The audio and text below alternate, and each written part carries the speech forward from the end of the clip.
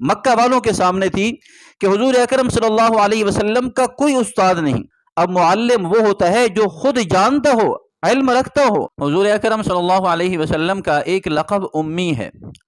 اب امی کی کیا تعریف ہے، امی کس کو کہتے ہیں، نبی کے بارے میں امی کہا جائے گا تو اس کا کیا مطلب ہوگا، عام لوگوں کے بارے میں لفظ امی کا استعمال کیسا ہے، تو اس کے بارے میں آپ کے سامنے ایک تھوڑی سی وضاحت کروں گا جس سے آپ کو لفظ امی کا مطلب اچھی طرح سمجھ آ جائے گا۔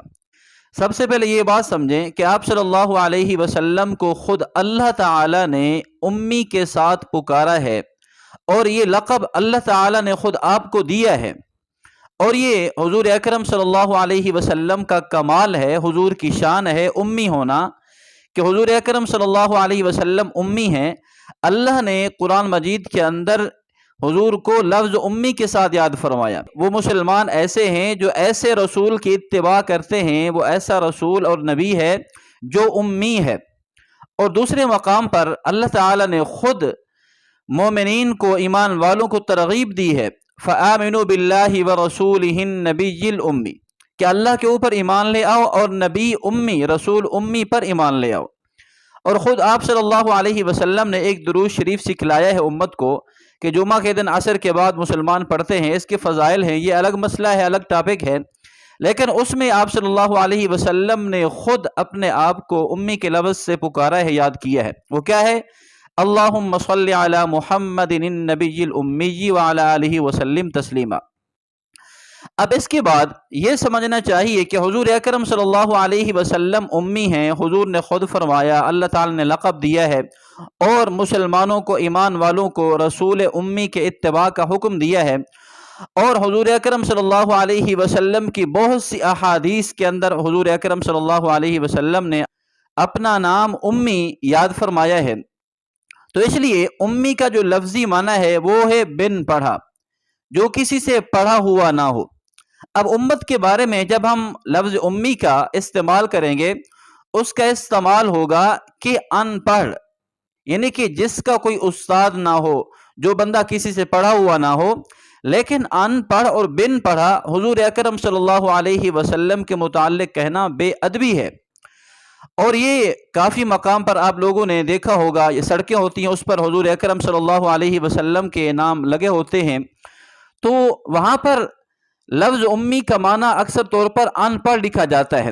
اب یہ وہ لوگ ہیں جن کو یعنی کہ کلام کے آداب کا علم نہیں ہوتا، وہ صرف ایک کتاب کو دیکھ کر وہاں سے یعنی کہ ریکارڈ کر کے وہاں لکھ دیتے ہیں، وہاں پر چپسا کر دیتے ہیں کہ امی کا معنی ان پڑھ، حالانکہ یہ بات نہیں ہے۔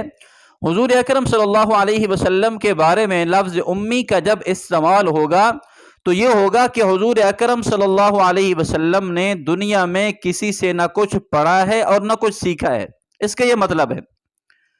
اور یہ کیا مطلب ہوگا کہ حضور امی ہیں، کہ حضور اکرم صلی اللہ علیہ وسلم کا دنیا میں کوئی استاد نہیں ہے جو حضور کو لکھائے، پڑھائے، سمجھائے، کتاب پڑھائے، الف ب ت سے پڑھائے۔ حضور کا اس لحاظ سے کوئی استاد نہیں۔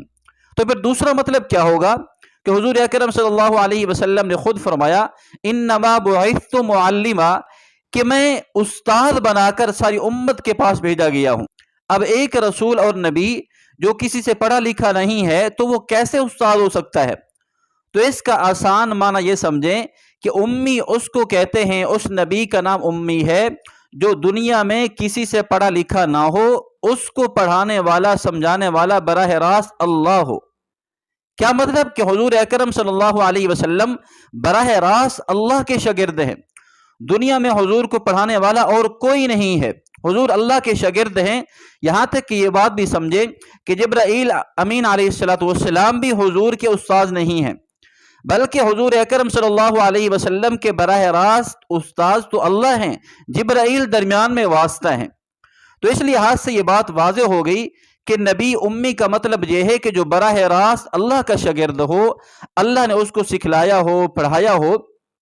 باقی یہ بات بھی آپ اچھی طرح سمجھ لیں کہ امی کا ہونا، نبی کے لیے امی کا ہونا یہ کوئی عیب نہیں ہے، عام آدمی کے لیے عیب ہے، لیکن نبی کے لیے یہ مدح ہے۔ دنیا میں کوئی استاد حضور اکرم صلی اللہ علیہ وسلم کا اللہ نے اس لیے نہیں بنایا کہ یہ نہ ہو کل کو لوگ کہیں کہ جو قرآن محمد صلی اللہ علیہ وسلم پڑھتے ہیں یہ تو فلاں استاد سے پڑھ کر ہمیں سنا رہے ہیں۔ اب حضور کی 40 سال کی زندگی عرب کے سامنے ہے کہ حضور نے کسی سے پڑھا نہیں لکھا نہیں، حضور کا اٹھنا بیٹھنا ہر چیز عربوں کے سامنے تھی، مکہ والوں کے سامنے تھی کہ حضور اکرم صلی اللہ علیہ وسلم کا کوئی استاد نہیں۔ اب جو ہی اللہ تعالی نے حضور اکرم صلی اللہ علیہ وسلم کو نبوت کے اعلان کا حکم دیا تو حضور نے پہلے دن سے ہی ایسا کلام کیا جو حیران کرنے والا ہے۔ اب لوگ یہ سوچنے پر مجبور ہو گئے جو بندہ کسی کا پڑھا ہوا نہیں ہے، کسی کا شاگرد نہیں ہے، وہ ایسا کلام کرتا ہے کہ پورا عرب اس کا مقابلہ کرنے سے عاجز ہے۔ یہاں تک کہ فرمایا کہ فَأْتُوا بِسُورَةٍ مِثْلِي، کہ اگر تم اس کا مقابلہ کرنا چاہتے ہو تو ایک صورت اس جیسی بنا کر دکھاؤ، لاؤ اس جیسی ایک صورت۔ تم ایک صورت نہیں لا سکتے، کم از کم ایک آیت اس جیسی لا کر دکھاؤ۔ اب یہ چیلنج اللہ تعالی نے دیا، اور یہ ایسے نبی کے منہ سے الفاظ نکل رہے ہیں جو 40 سال سے عربوں کے سامنے ہے، اپنے قبیلے والوں کے سامنے ہیں، اور وہ کسی سے پڑھے لکھے نہیں ہیں، ان کا کوئی استاد نہیں ہے۔